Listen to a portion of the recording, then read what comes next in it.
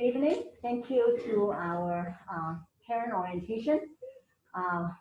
Normally, as return parents, you don't have to go through orientation, but this year everyone would need to go through orientation, even the elementary, because operating school is going to be very different. Even if we are entering into phase 5, which we are not there yet, it will never, I think, doing education will never be like pandemic era. So throughout the summer, this team has been very, very busy working in preparing and equipping the school for reopening. We have decided for this age group, for 4-year-old and 3-year-old, to go on-site learning, because from an educational standpoint, the best way, the best approach would be face-to-face education. From our preschool to 8th grade, this age range would be the best. But if we have other choices, or if the circumstances do not allow us to be on site, then we will do it otherwise. Now, after Thursday, all parents will be receiving official announcement because we are handling the learning differently between preschool and elementary. Now, for preschool, we will do on site.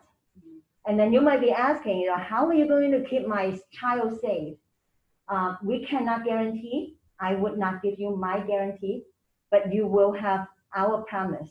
We will promise to do our best, and then we're going to show you what we have in mind in terms of equipping the school for reopening. But before we do that, I want to show you a general video so that you would know what we have planned. Sorry, I thought I got it out there, but it's gone.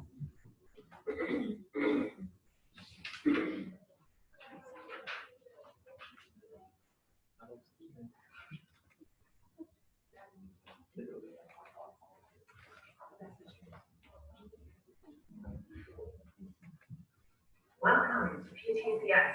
I'm Rosalind Yang, one of the administrative staff at the school.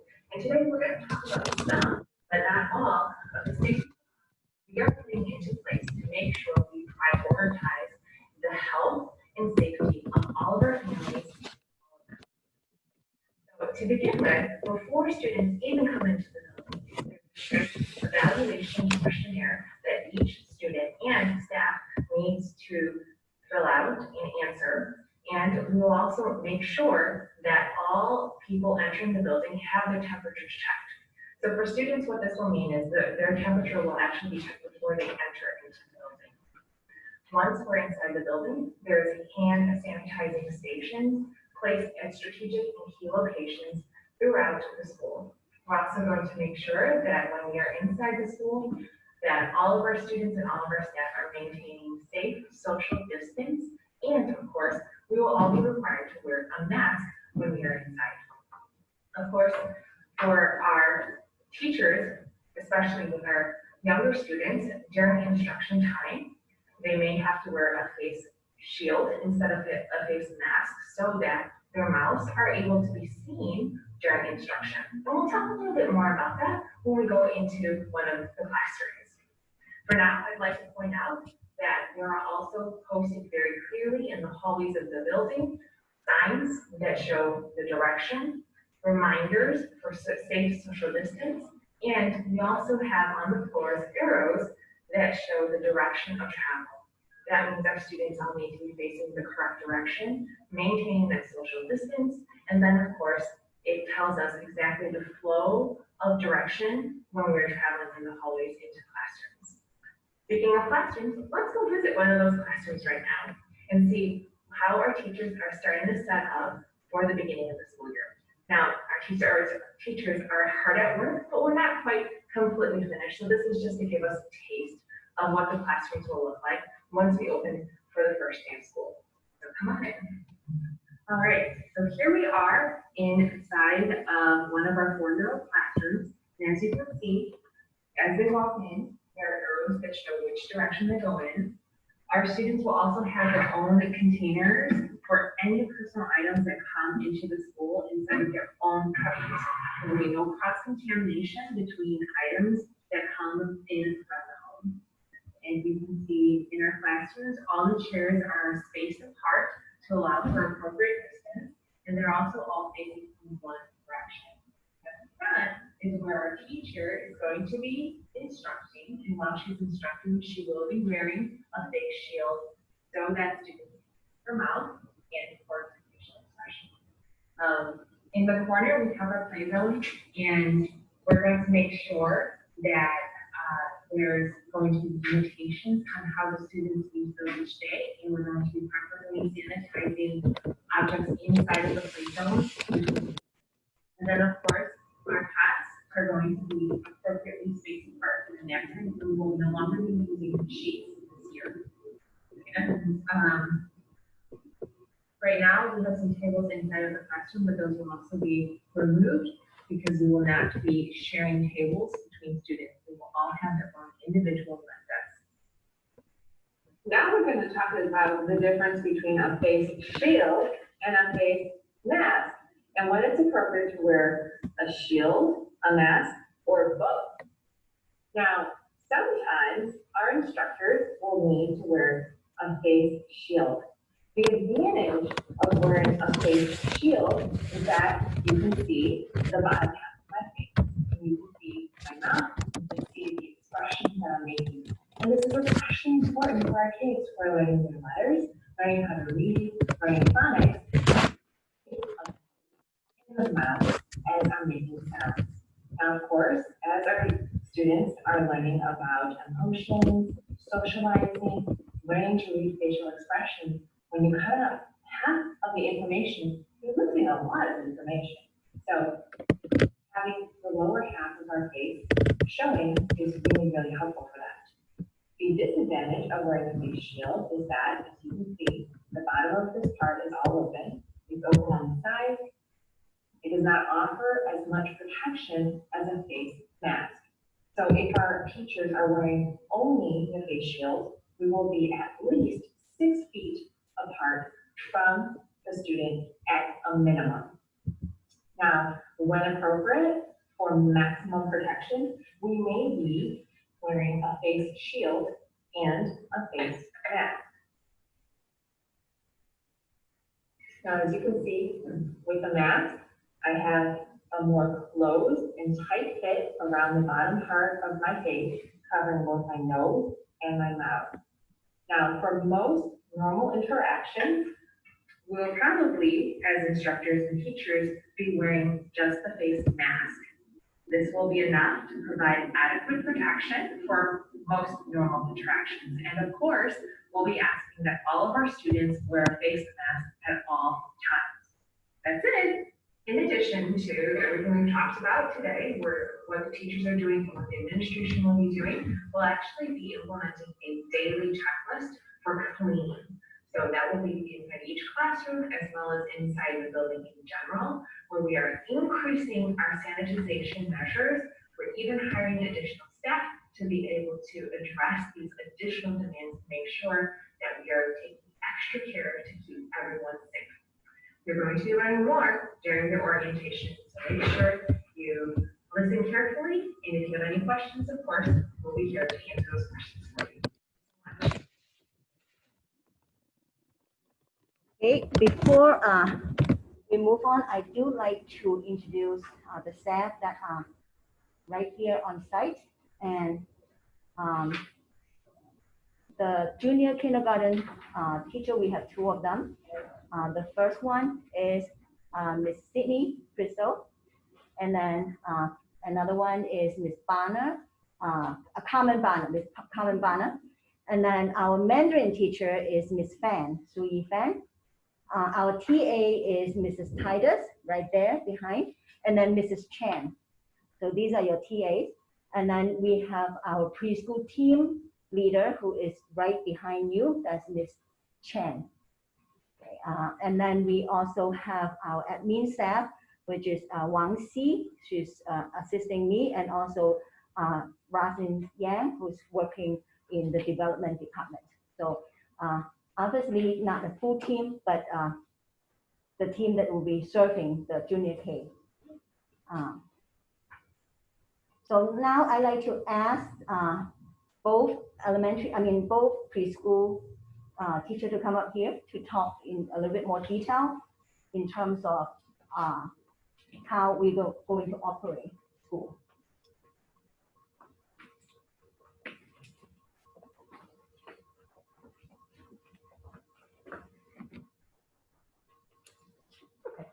So I will start.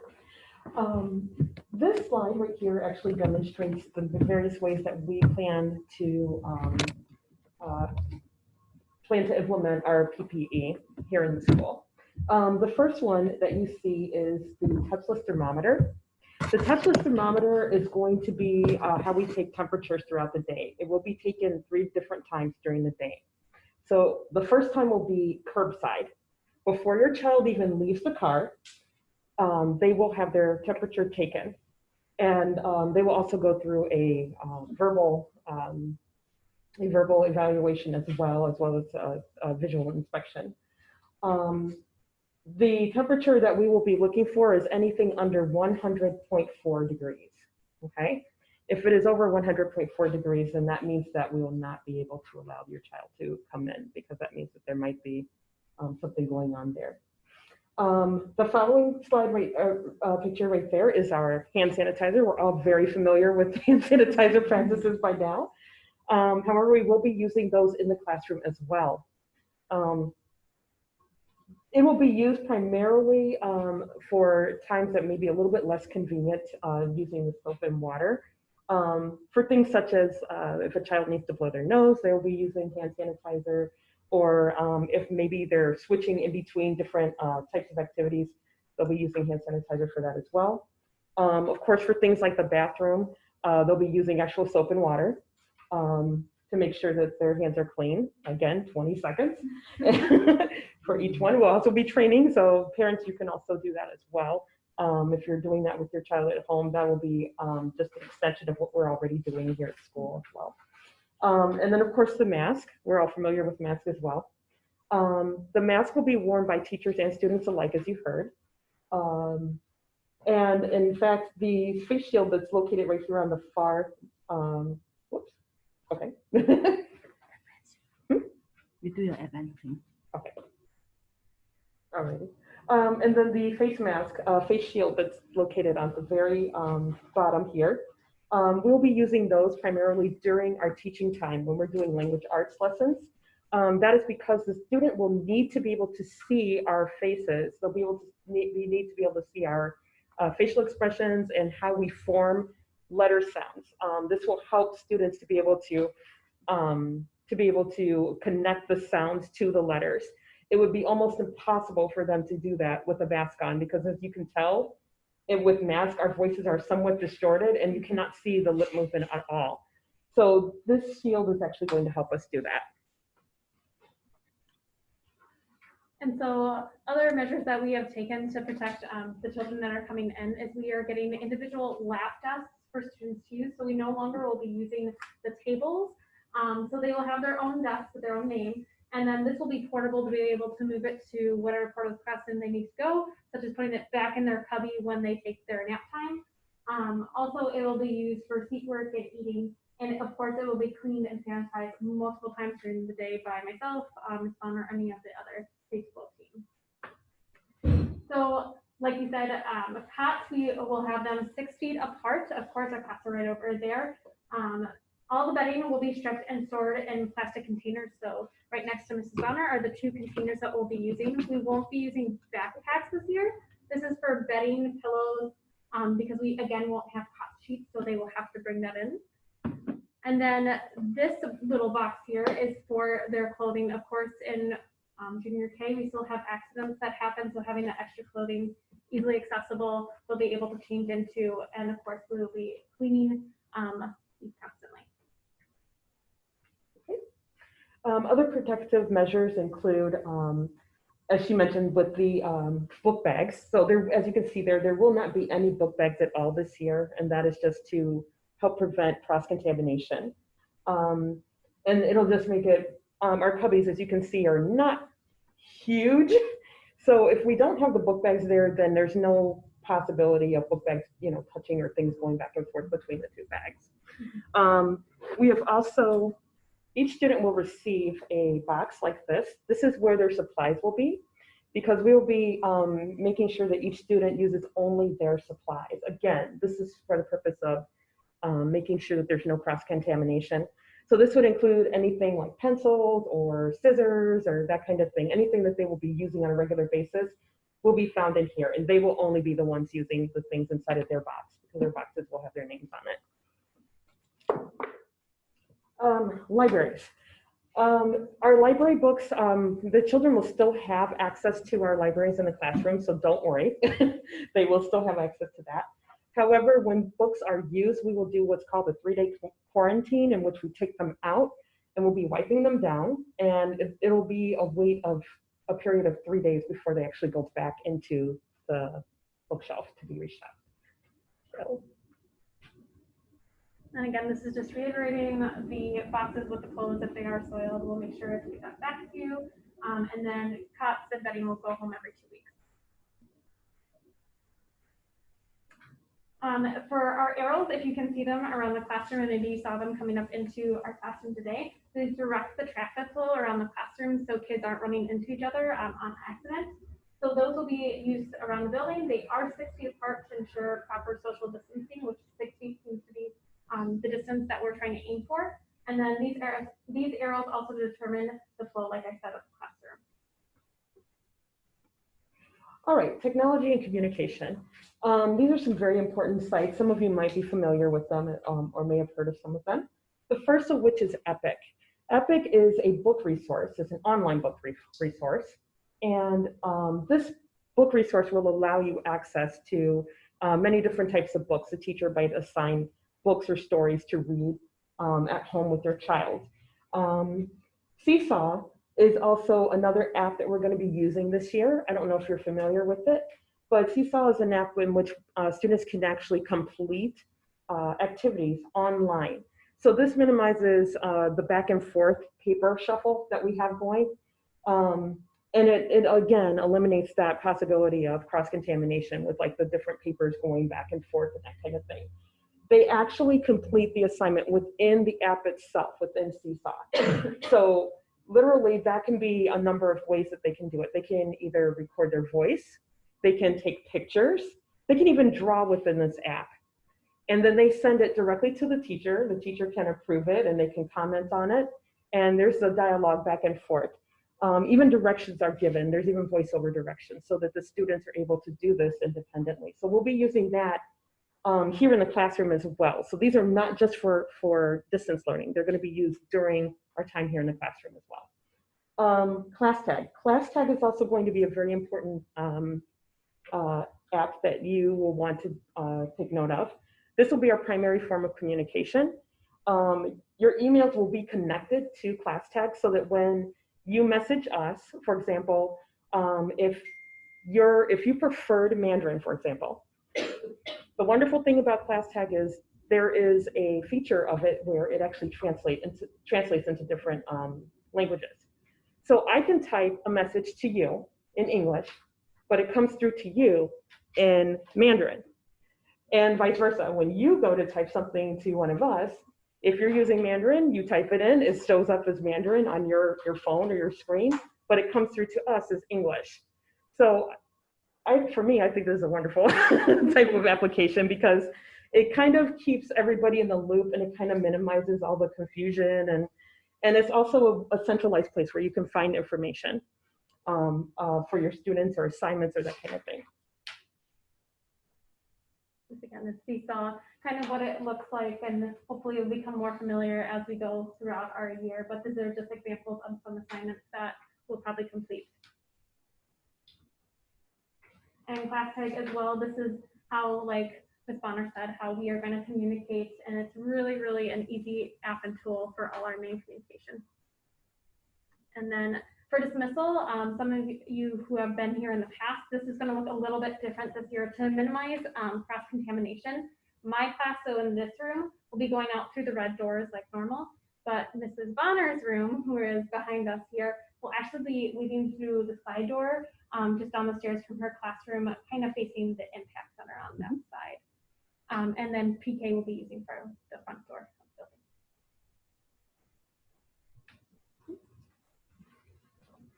building. Thank you.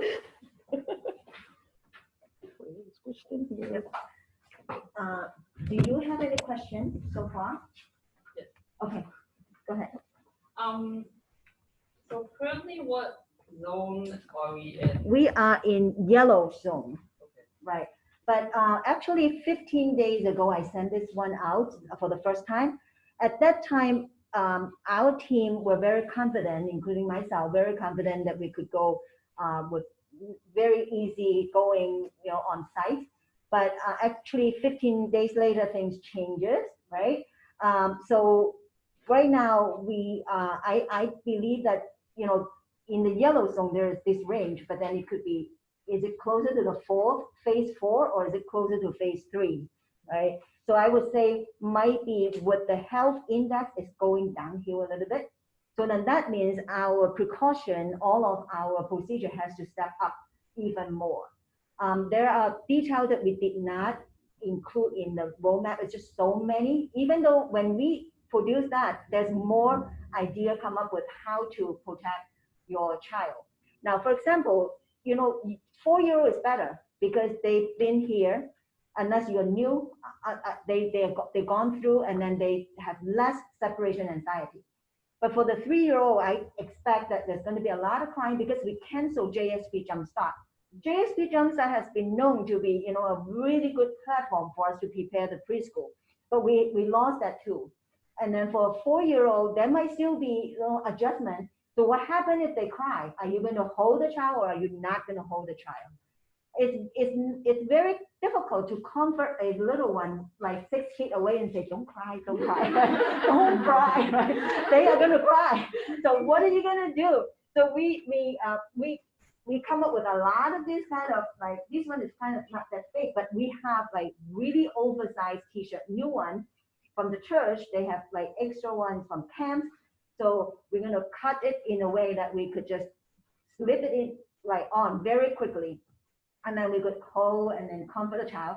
When this one is done, okay, there's another one. Okay, oh, okay, give me another one. So then you will see teacher and TA like changing into different outfit all day long, particularly in the beginning of the school year. But even in the middle of the school year, if the child is not well, we need to like hold them. We do that, but then we will have like face mask, and then we have face shield, and then we are also going to have goggle. Because sometimes when we hold a child, for elementary, it works with this, because you don't have to get so close to them. But then for preschool, you really have to. And then these things will get into the way, because it's just kind of like, I don't think they like touching it. So then goggle would be another solution to protect your child and to also protect the staff.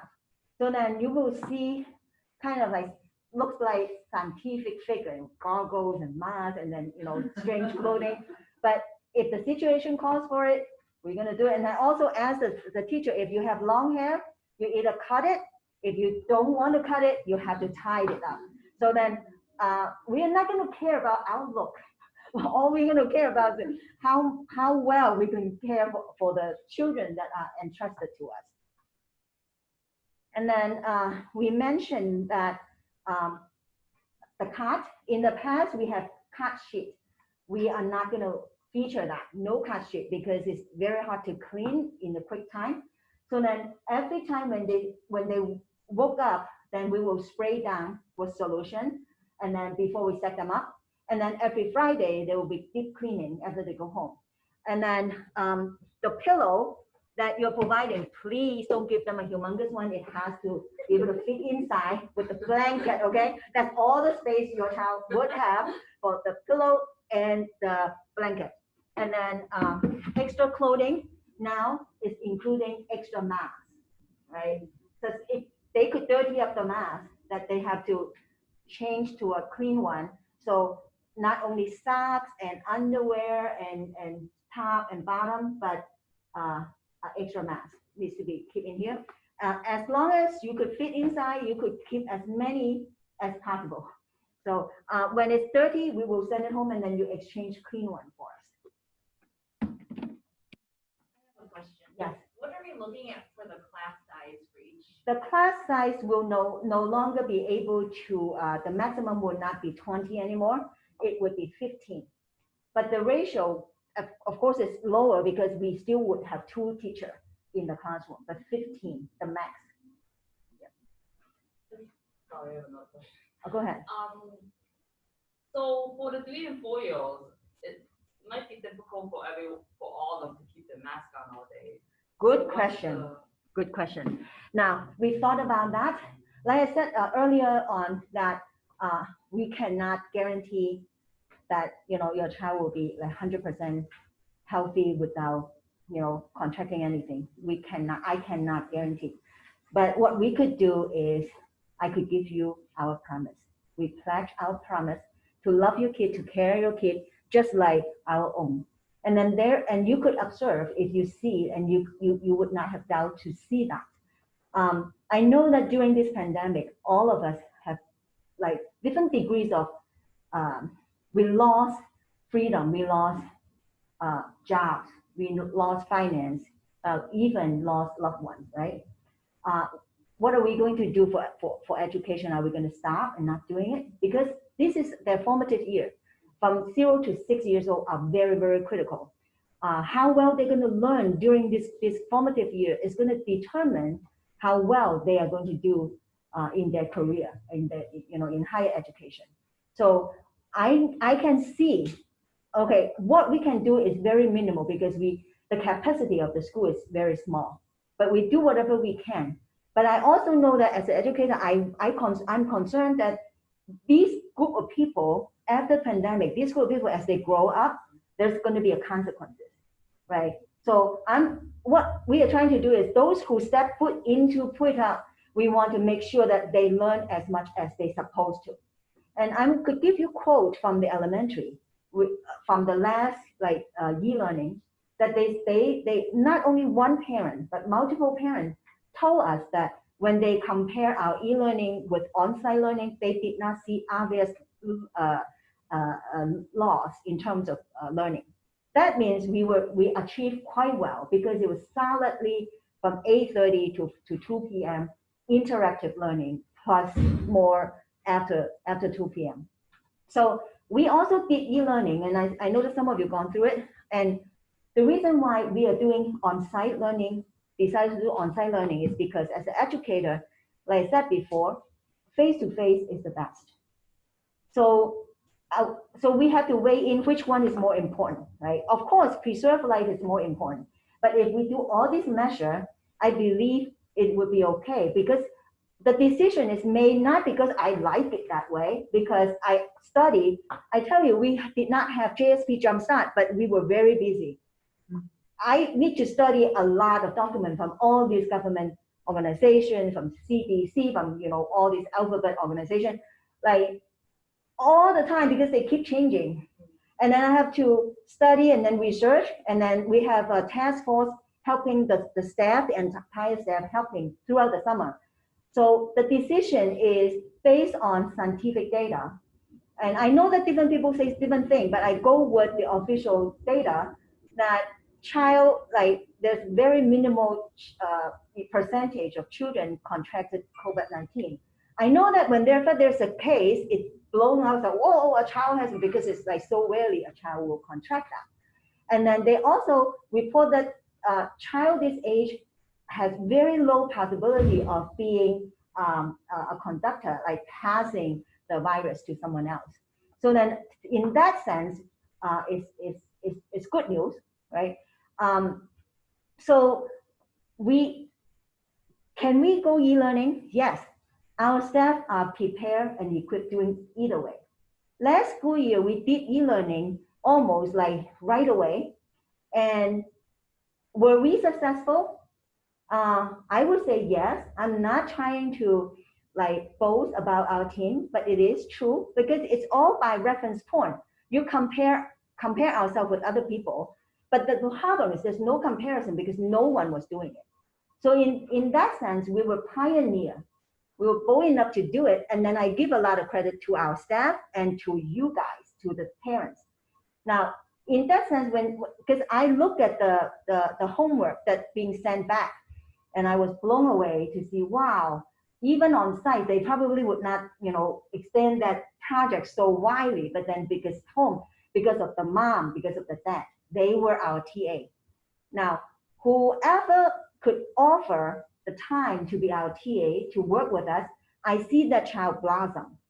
We lost some, but not much, right? But then everyone was trying their best because I go into the classroom, I see this preschool mom, trying to, take classes with the kid. But then at the end of the school year, I hear the cry from the parents, oh, I'm about to die. I cannot stand it anymore. It's just so tough. I understand because you have a full-time job. So that means you have two jobs, right? Being a TA, and then doing your full-time job, and you have to, perform well in your profession. And because of that, I think that if we are doing it again, a lot of people are going to, oh, I'm not going to try again. Because I guess last year we were able to do it because we did not give you choice, and we did not give you any time to think. No one had any time to think. Now, so the staff had a month to prepare internally, but then for you guys, it was like, announce it on Friday. Hey, let's go. Monday, we're gonna be on. So we were kind of reacting, just step up to the plate. But now that you have time to sink in and to reflect, and you say, no, I'm not gonna do it again.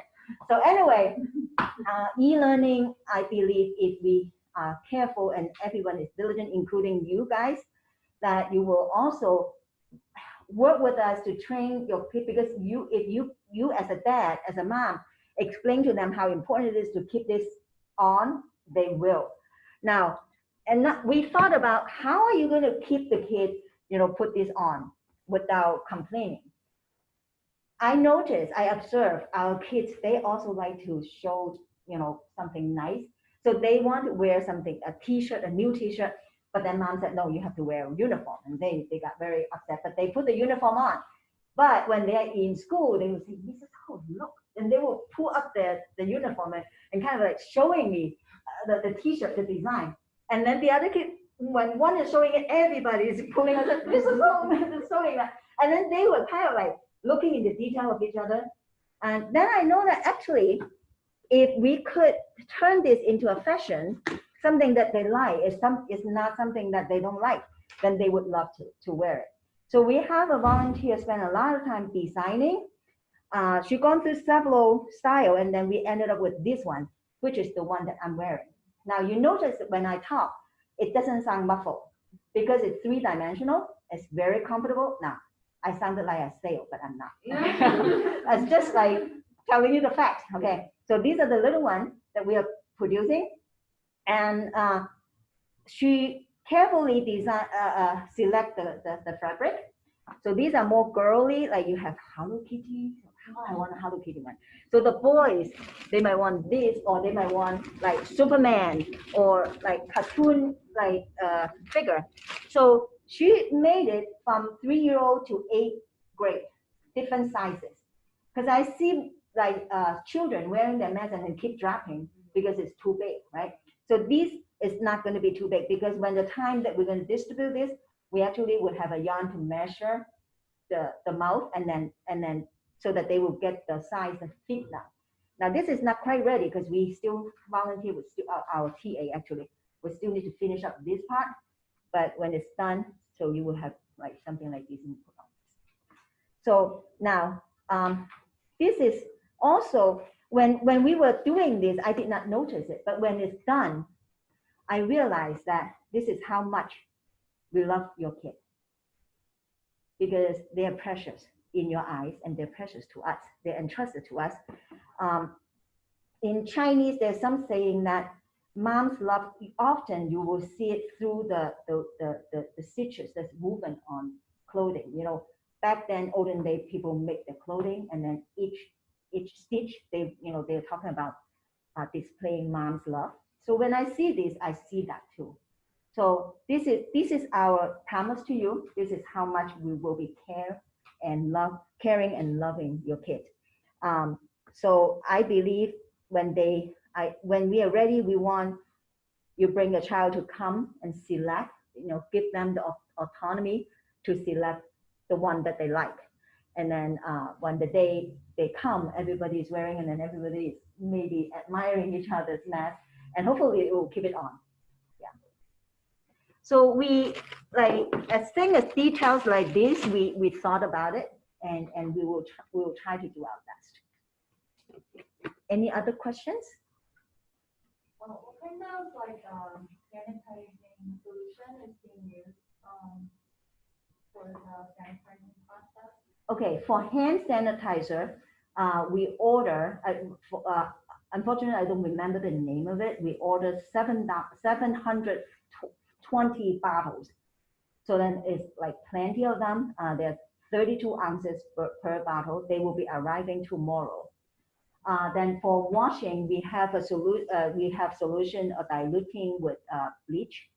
But then we also have another solution that is mixed with some other like vinegar and things like that. Those will be like at the end of the day, people will be walking, through classroom, just spraying it in the air, and then the hallway to whatever germs, just kill them. So those are the major things that we are using. Any other questions? I guess I have a question for like the teachers. I know it's so hard, right? The socializing aspect is, it's so important for like the kids, the 4-year-olds. So I'm just like wanting to pick your brain on like what kinds of socializing things could you possibly do right now? Okay, so one of the things that we've done,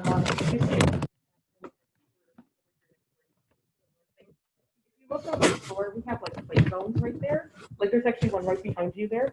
And then there's another one over here in this area, behind the Papa Sun chair, and then over there by her bookshelf.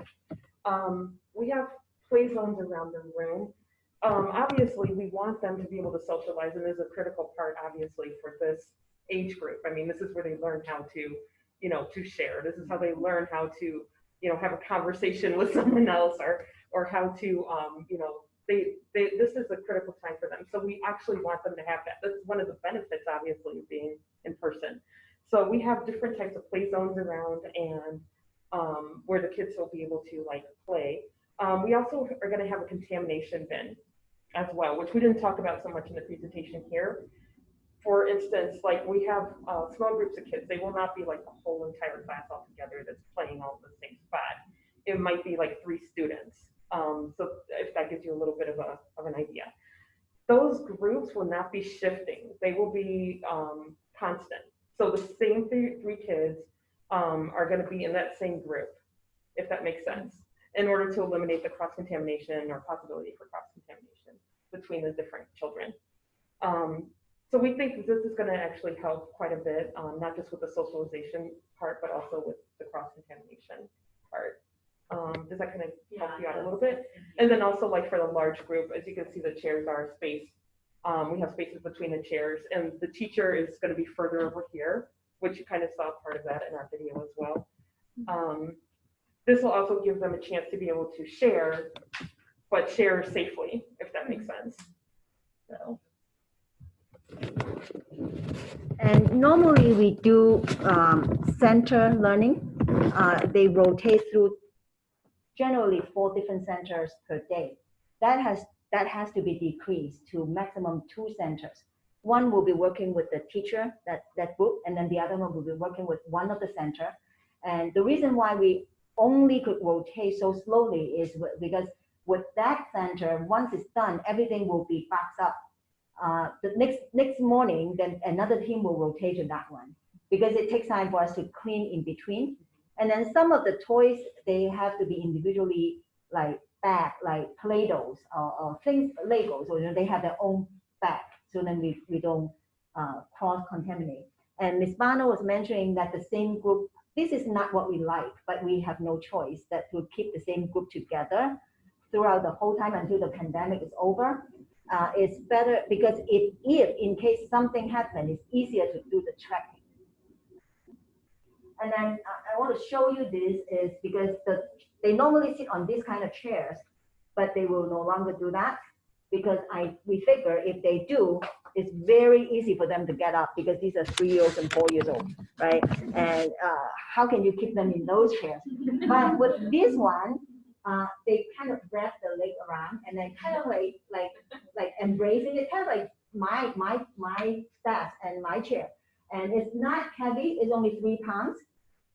We are sending in an order in within these 2 days. Hopefully they will arrive soon. So we need to replace all chairs. And you could see that we don't have the long table here anymore. No more sharing with like long table. So hopefully they will like that kind of chairs. Will they be having lunch in those tables? Yes. ma'am. Snack.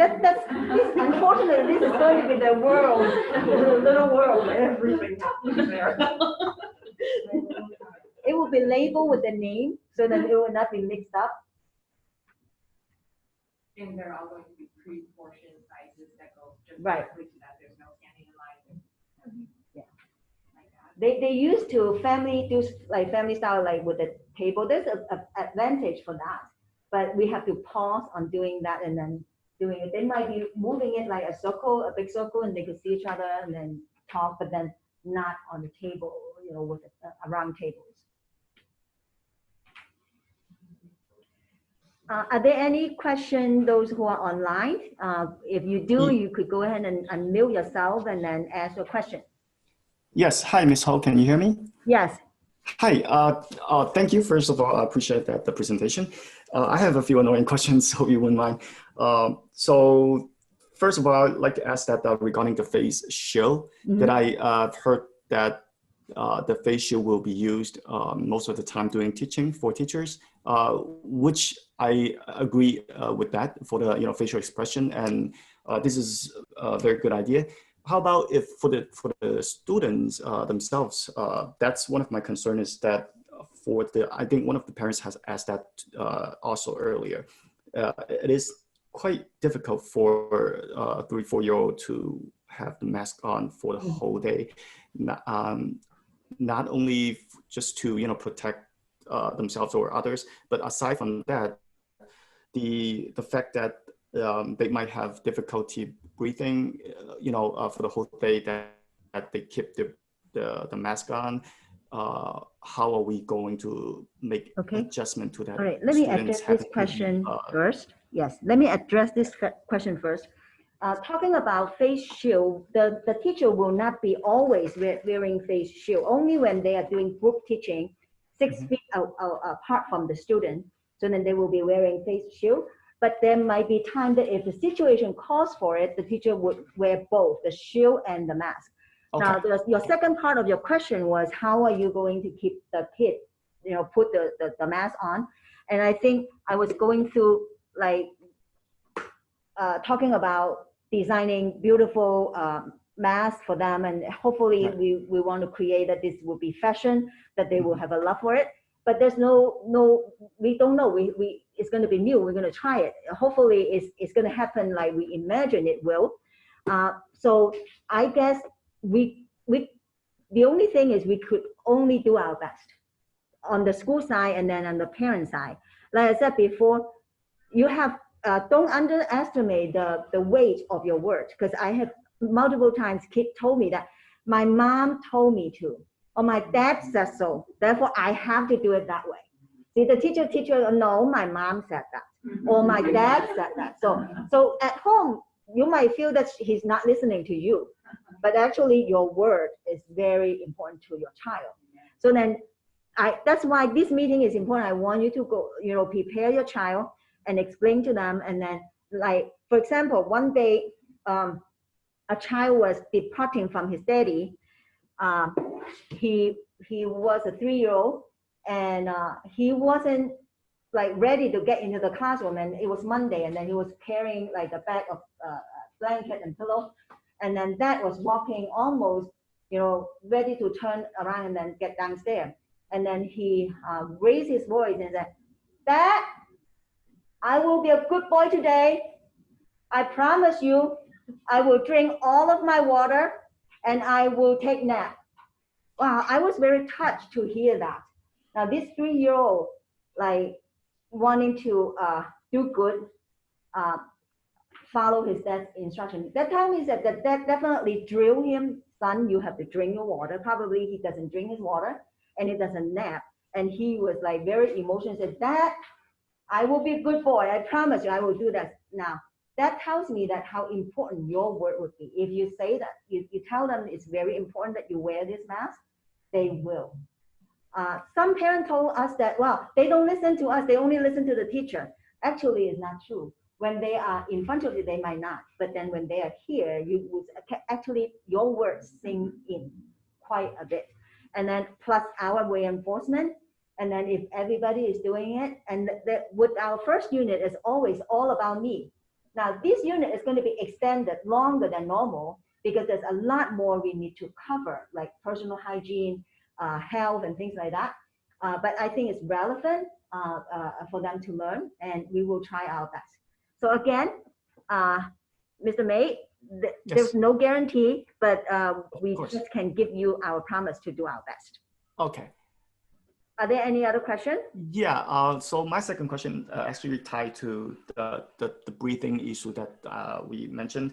Are we considering the cancellation of gym activities due to face mask wearing the whole day, like when they are at the gym and having some gym activities? Would that cause any respiratory problems for the kids since they have been already wearing the mask for the whole day? So I'm concerning that not only because of this pandemic, but the side effect that comes with it.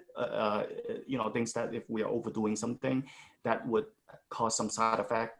For example, if they have some breathing problem, wearing a mask whole day, then are we having any plans as far as gym activity? The kid in general will be wearing the mask at all times except when they're eating, drinking, and also except when they are napping.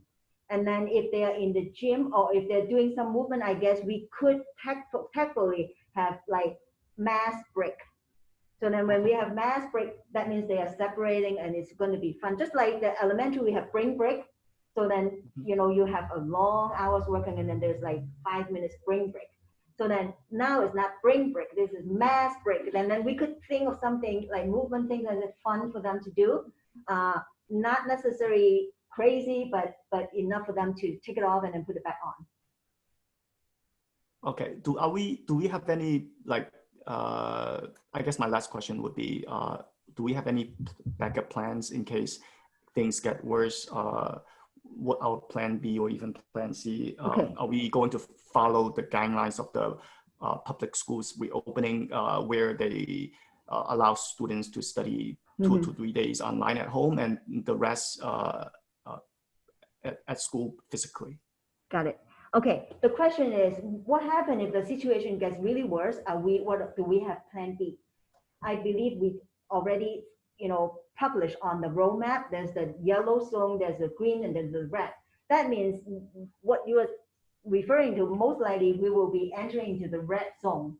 And then if we enter into the red zone, his question is, will we follow the guideline of CPS? We will not follow the guideline of CPS. We will follow the guideline of the government official, the CDC, the CDPH, there's like a whole bunch of them. I use CPS decision as reference only since day one. Not that they do not make good decision, but their decision is more complicated. It's not just a situation, but there's political situation, there's like all kinds of things that we don't need to deal with. So I think we are much more pure. We could just go by the scientific data and what is safe for us. So I would only use it as a reference. Now, for the elementary, we already make up our mind that it will go like e-learning day one because we were doing such a good job, right? The decision was made, and then this morning, when on my way driving home, they were saying that we're expecting CPS is going to make an announcement. And so it's always a little later than our decision. Just like the last school closure, we make announcement early in the morning and then they make announcement at 3 p.m. Now, of course, they will also go, and believe CPS also go by scientific data, but then they have other things that is pulling them, like hiding their hands. Therefore, it's a lot more complicated for them. So then I think my practice is I use it as reference, but I use the other government agencies' data to make final decision. And also, I also collect thoughts and insight from the staff and from you guys. You guys fill out the survey, and then we did phone calls, and a lot of them sending email to follow up. So it's a collective decision. Thank you. Any other question from the online parent or on site?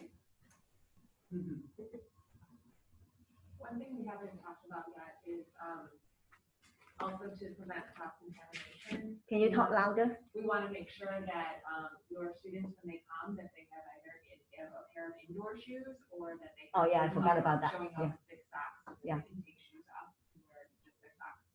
Right. This is see, it's always a blessing to listen to parents, and I really appreciate and encourage that a parent are willing to offer like great idea.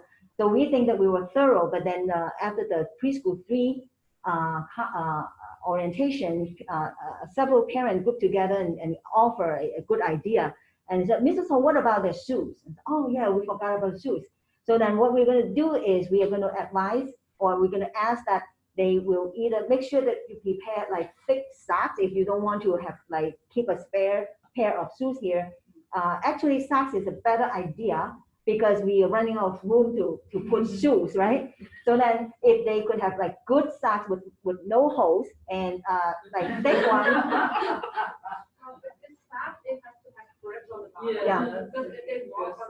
Yeah. Right. So then please, you still have time to go buy those socks, enough for them to change, so that every day it will be a clean pair of socks with the rubber things on the bottom. And then so when they are in the school, they need to take off the shoes, and we park the shoes, somewhere. And then when they go out, then they will put on the shoes, because we mop the floor, but then they walk all the way and then they dirty the floor right away. And I think that was a great idea. So this is something that we're going to add to it. Thank you for reminding me. Anything else I forgot? There's a lot of new procedure, a lot of things. Yeah. How are you guys doing? Are you guys holding up?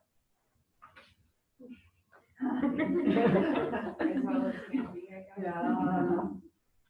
Are both classrooms filled to 15 already right now currently? I hope that we could have 15 per each class. I think during this pandemic, a lot of people are being affected financially. So then even if they want to come, it's becoming very, very difficult. And then some also is like fear, concern. I understand. That's why I want to hear from parents. That's why I asked, are you okay? I mean, we could do a lot of scientific things and then data and things like that, but in the end, it's delicate. We're dealing with feeling. Feeling does not lie. If you are concerned, if you're not comfortable, you're not comfortable, right? And I need to attend to that too. I want to care for your emotional state, and I don't want students come here with fear, right? If they come here, they need to feel safe.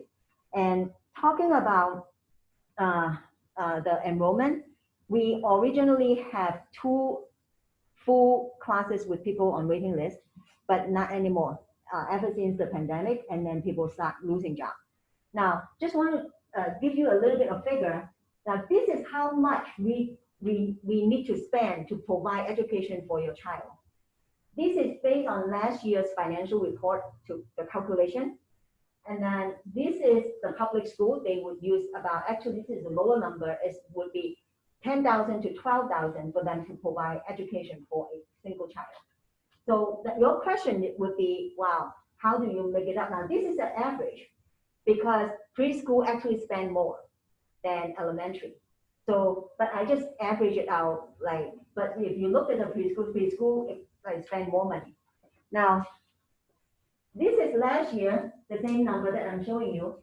This is this year. This year, preschool are paying 6,500. There's still a difference. And then elementary, because they spend less, so then they pay less, like 5,700. But actually, I should correct myself. I cannot say that they spend less because we want to uphold the qualification. I mean, the quality of the elementary. We actually have a big team because a lot of teachers were doing like special subjects. But anyway, this is how much they're paying. There's still a big gap. How are we going to balance our finance? It is another indication of the dedication of the staff. It is because the entire staff is willing to receive a much smaller paycheck month after month. That is our commitment. That is our dedication. They come here with passion and understanding the mission behind. And therefore, now even with a smaller paycheck, now I cannot speak for anyone. Now, if you look at the principal's paycheck, it's equivalent to a CPS first year teacher. That's how it works, okay? Now, after we take a small paycheck, still not able to pay all the bills. So then the rest would be fundraising. But you notice that I did not fundraising among parents a lot. I think for the last 2 years, more obviously, I started doing fundraising in a bigger scale is because of school expansion project Nehemiah, because it's just a humongous project and I need everyone to come on board. But normally I don't. I do not sell you cookies. I do not sell you wallpapers. The only fundraising among the student body would be readathon. And I refuse to do any fundraising that has no educational value. So with readathon, we encourage them to read, we promote literacy, but the funding that they come up with is very minimal, right? A few dollars per kid, right? But that is good that we mobilize the kid to read. So we go outside to fundraise to make up, but now it's very difficult to do fundraising. And then we will have like severe financial situation because we do not have after school and we cancel JSP Jumpstart. Those are revenue to support the school. We don't have it anymore. But don't worry, the school is not going to close its door. I mean, if you have such committed staff, as you know, the chance of closing down is very slim. We are going to try our best to get through this difficult year. Then we will, together is the way, you know, we need to find our way out, right? Together is the way. We need your support in any way, work with us. And so then even during this difficult time, we still continue to produce quality education for your child. As a parent, I just want to thank PTCS for all your efforts and everything that you're doing for the kids. And I'm grateful that the school has, put so much effort and thought into having actually my child back into school. I'm actually grateful that he's going back, and it made a positive influence on him. I feel like for him to be in the school. Mm-hmm. So my concern is actually the opposite, that if we go full remote, I'm not confident in myself to be a good TA to teach him full time at school because I work remotely from home, and it's just not possible for me to do both. So yes, I just want to thank the whole staff and the school for all. You are the most welcome. Yeah. I actually like your comment a lot. The reason why, the reason why is, like I said, we need support from outside. There's an organization that supporting the school. They have asked us for quotes, like parents quote. They want to see the results. I give you the money, show me the results. Of course, we could show them standardized tests and things like that, but they want to hear from parents. So the deadline is actually the 7th, which is like, I think, Friday or tomorrow. So then I need to send them some of your thoughts. So if you could write right now here and then or email me. Yesterday, the group said, I'll go email you. Only one person emailed, so I'm going to catch you right here. So don't go. You're going to write me something. Of course, I'm not asking you to lie. If you think that the school is no good, you could do that. But, you will cry.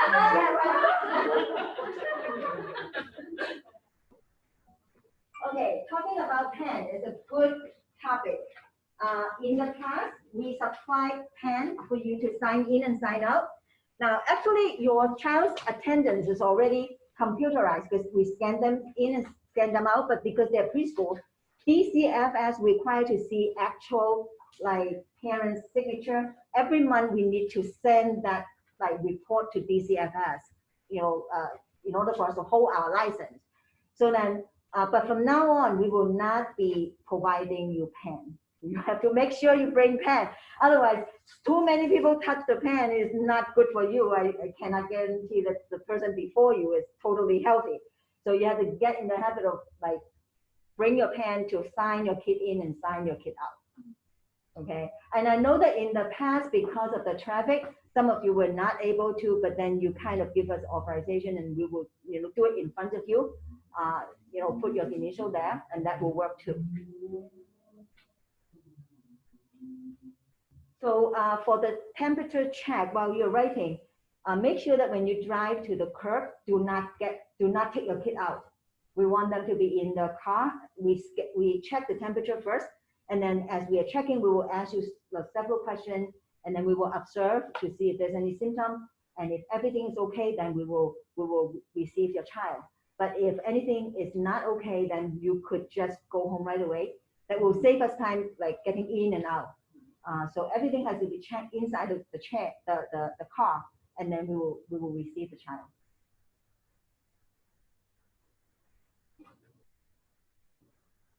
Any other question?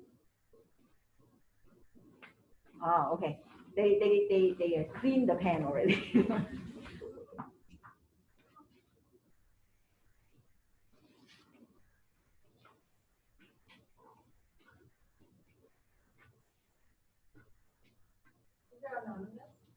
Pardon me? Oh, we're not like second or no. Oh, it's up to you. It's up to you. Oh. Yeah. We have some parent not attending, and another way you could help us out is to talk to other parent who signed up but then did not show up. All the recording will be sent home, including the PowerPoint, including the video. It just give us some time to download and things like that. But these will go home, and then feel free to share with your friends about the school.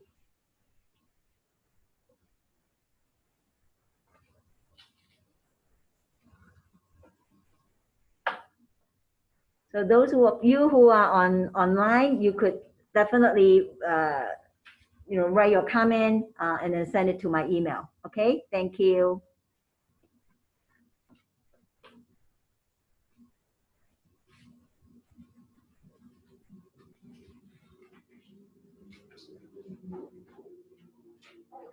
Yeah, thank you. Thank you. Thank you. Thank you for coming. God bless you.